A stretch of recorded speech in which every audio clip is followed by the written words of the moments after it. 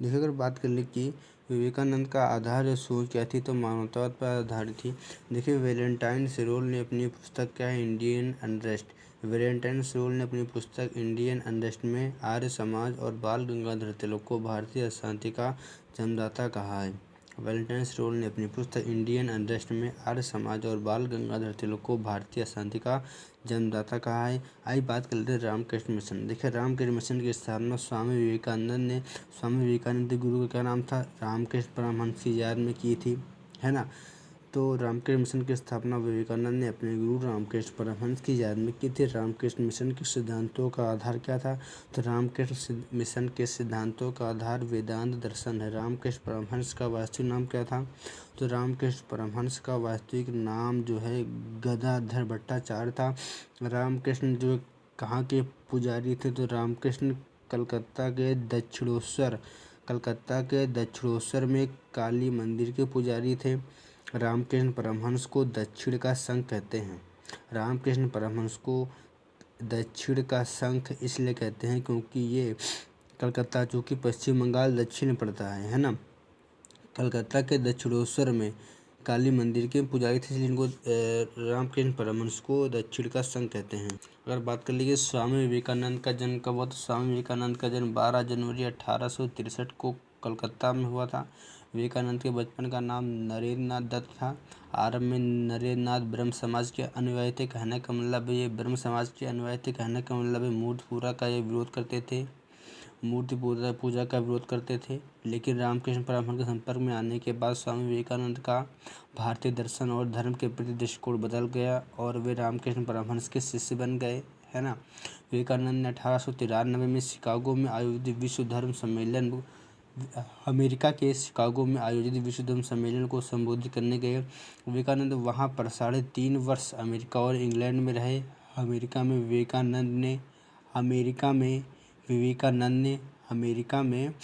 विवेकानंद ने वेदांत सभा की स्थापना की। वेदांत सभा की स्थापना किसने की, देखिए वेदांत सभा की स्थापना विवेकानंद ने की थी, और बल्कि रामकृष्ण मिशन के सिद्धांतों का आधार वेदांत दर्शन था, है ना। अगर बात कर ले हम कि स्वदेश लौटने के बाद स्वामी विवेकानंद ने 1 मई 1897 में रामकृष्ण मिशन की स्थापना की। स्वदेश अपने देश लौटने के बाद विवेकानंद ने 1 मई 1897 को रामकृष्ण मिशन की स्थापना की। जनवरी 1897 में रामकृष्ण मिशन की स्थापना की और 1899 में कोलकाता के बेलूर मठ में मुख्यालय स्थापित किया। रामकृष्ण मिशन जो था ये जो रामकृष्ण मिशन था, इसका जनवरी 1899 में कोलकाता के बेलूर मठ में मुख्यालय स्थापित किया। पहला मुख्यालय इन्होंने विवेकानंद ने बेलूर मठ कहाँ पर था, कोलकाता में स्थापित किया, बल्कि दूसरा मुख्यालय कहाँ, उत्तराखंड के अल्मोड़ा के पास मायावती गांव में हुआ था। महाराज खेतड़ी के सुझाव पर इनका नाम स्वामी विवेकानंद रखा गया था। स्वामी विवेकानंद ने उच्च वर्ग से अपने पद, सुविधा और परित्याग करने और निम्न वर्ग के साथ मेल जोल बढ़ाने का आह्वान किया था। स्वामी विवेकानंद की आयरिश मूल की सिस्टर निवेदिता, स्वामी विवेकानंद की जब वहाँ पे भाषण देने गए थे, तो वहाँ की एक आयरिश मूल की सिस्टर निवेदिता, जिसे मार्गरेट नोबल भी कहते हैं, इनकी शिष्या बन गई। स्वामी विवेकानंद ने ज्ञान योग, कर्म योग, राजयोग नामक पुस्तकें भी लिखी हैं। अगर बात कर लें चट्टानों का निर्माण कैसे हो, तो चट्टानों का निर्माण जलवाष्प, carbon dioxide, sulphur dioxide, nitrogen और हाइड्रोजन से मिलकर बना है। अगर बात कर लें कि विश्व की सबसे ऊंची ज्वालामुखी सक्रिय कौन सी है, तो विश्व में सबसे ऊंचाई पर स्थित सक्रिय ज्वालामुखी मोना लाओ कहाँ पे, यूएसए में है। आकार की दृष्टि से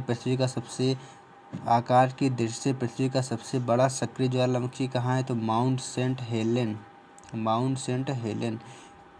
क्रिएटर जो भूकंप का जो ऊपरी वो भाग होता है, वो क्रिएटर कहलाता है, लेकिन जब कुछ विकृत हो जाता है तो उसे क्या कहते हैं, कार्लरेटर कहते हैं।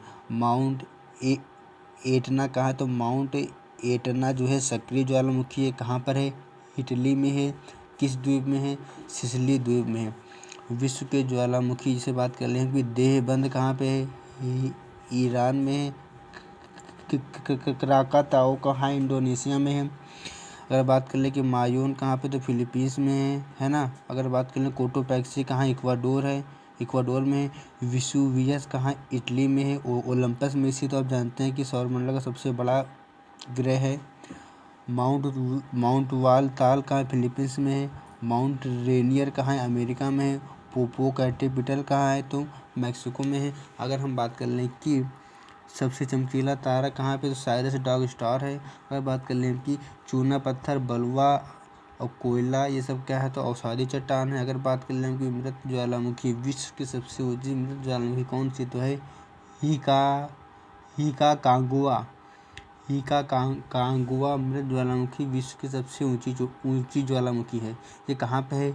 हीकाकांगुआ कहाँ? इंडीज पर्वत की चोटी है। और ये जो इंडीज पर्वत चोटी है ये विश्व की सबसे ऊंची चोटी है। दक्षिण अमेरिका और अफ्रीका में गेसर नहीं पाए जाते हैं। पिनाटोबो ज्वालामुखी फिलीपींस में पाई जाती है। पृथ्वी पर सबसे बड़ा ज्वालामुखी कौन सा है? तो पृथ्वी पर सबसे बड़ा ज्वालामुखी हवाई द्वीप में स्थित मोना लोवा है। अगर बात कर ले हम कि सौरमंडल पर स्थित सबसे बड़ा ज्वालामुखी कौन सा है, तो ओलंपस में से है।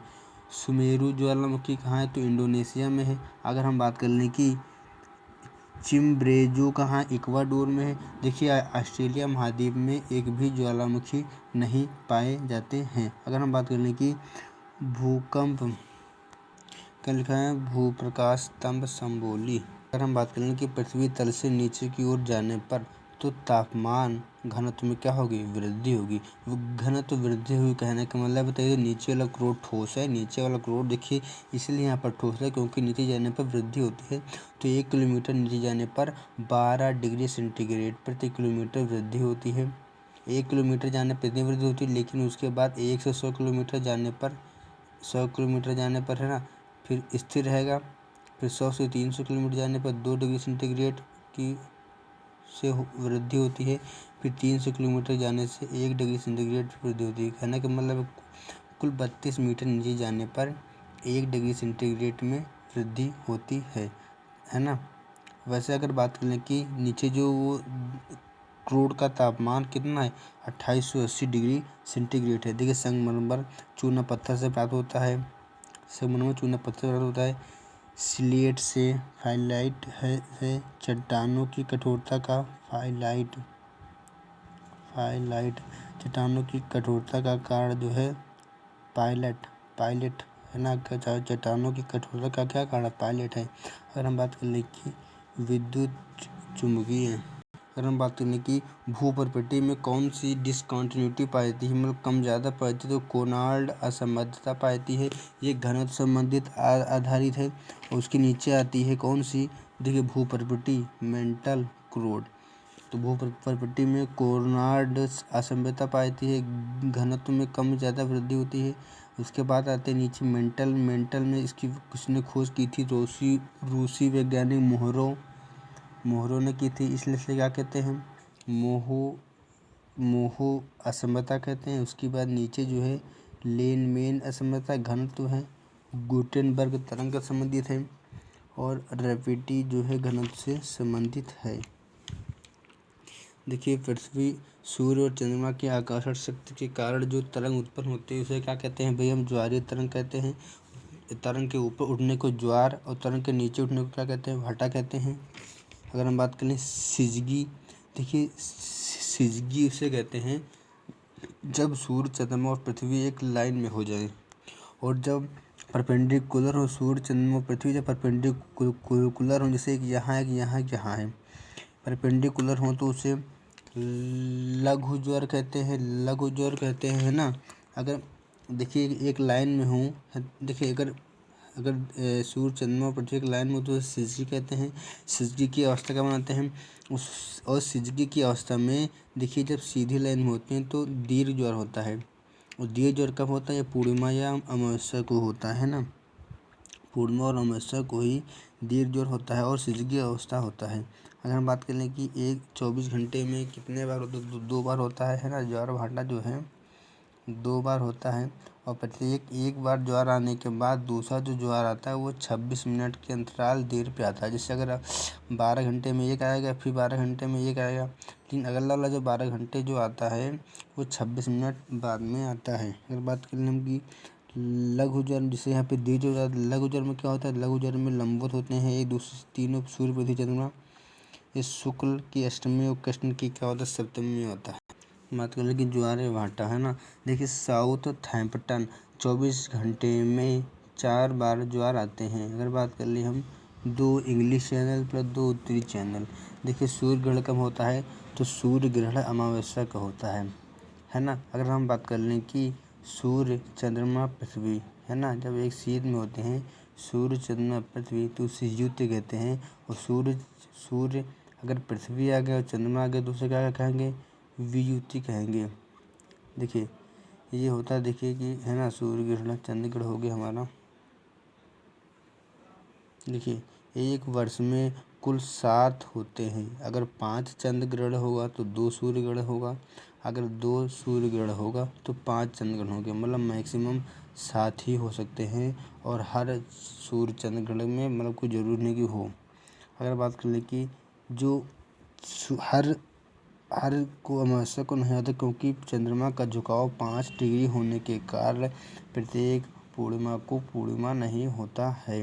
अगर हम बात कर लें कि ये प्रकाश मंडल है, फिर वर्णमंडल है, फिर किरीट है ना। तो जब देखिए प्रकाश का उपस्थित, देखिएगा कहीं पूर्ण सूर्य ग्रहण जो होता है वो 8 मिनट का होता है। जो आंशिक सूर्य ग्रहण होता है कितने होता है, 4 घंटे या 4.5 घंटे का होता है। देखिए जब ये कह रहा है कि सूर्य चंद्रमा और पृथ्वी जो होता है ना, सूर्य चंद्रमा पृथ्वी, तो इससे क्या कहेंगे हम कि जब जो है यहाँ पे लिखा हमने है, तो यहाँ पे व्युत्पत्ति हो गया, यहाँ पे 5 डिग्री झुकाव हो गया, प्रकाशित भाग तो हो गया, पूर्णिमा हो गया, ये हो गया अप्रकाशित भाग हो गया। जब देखिए पूर्ण सूर्य ग्रहण होता है तो प्रकाश किरीट से प्रकाश आता है या निकलता है, तो अन्यथा प्रकाश मंडल से प्रकाश आता, तो इसे क्या कहते हैं, आंशिक सूर्य ग्रहण में।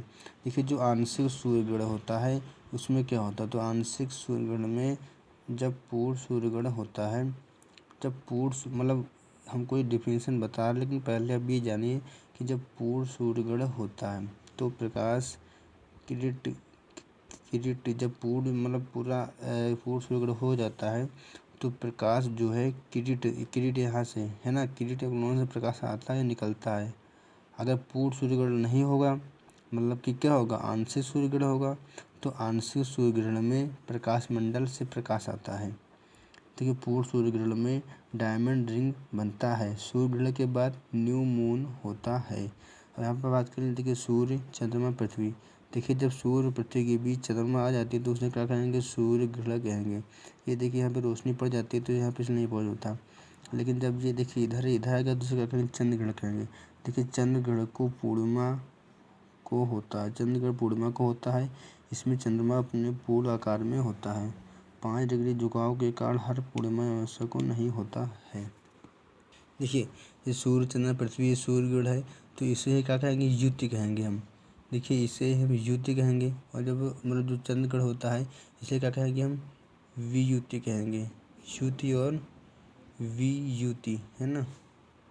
देखिए जहाँ उपमान का संशय गण और संदेह अलंकार होता है, जैसे साड़ी बीच नारियल हो गया। अगर बात कर लें कि अनवन्य अलंकार, अनवन्य अनवन्य नहीं, क्या लिखा है, अनवन्य अलंकार, जहाँ उपमेय का कोई उपमान ना हो, जहाँ उपमेय तो हो लेकिन उपमान ना हो, तो हम उपमेय तो हम क्या करते हैं, यहाँ पे लिखा है तो वहाँ पर उपमेय को ही उपमान बना दिया जाता है। वहाँ पे अनुवन्य अलंकार जैसे मुख के ही समान सुंदर है। यहाँ पे क्या लिखा है, उल्लेखित अलंकार, जहाँ एक वस्तु का अनेक प्रकार से वर्णन किया जाए तो वहाँ पे उल्लेखित अलंकार होता है। जैसे साधुन को सुखदान है, दुर्जन को दुखदान, बैरिन विक्रम हानि, राम तिहारे बानी। अगर बात कर ले कि अनुयोक्त अलंकार, देखिए अनुयोक्त अलंकार होता है जब आप प्रस्तुत के वर्णन के द्वारा प्रस्तुत का बोध कराया जाए, तो वहाँ पे अनुयोक्त अलंकार होता है। कहने का मतलब है वो वहाँ पे उपस्थित नहीं होगा लेकिन उसकी बात हो रही, जैसे यहाँ पे लिखा, नहीं परग नहीं मधुर मधुर नहीं विकास, ये काली कली ही सुबिंदु आगे कौन हवाल।